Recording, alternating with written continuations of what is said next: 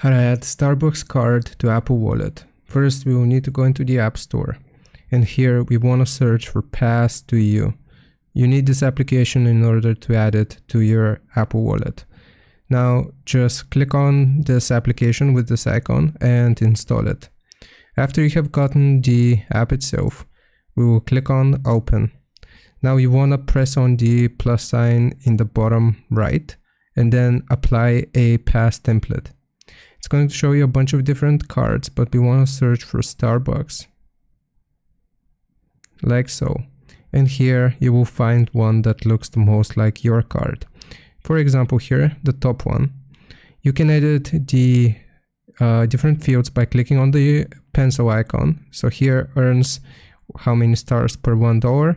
You can edit the name. You will need to put your name and member since. And you can also add a QR code at the bottom by clicking on the pencil. After you have filled out your information here, we'll click on Done. And afterwards we have to select Add.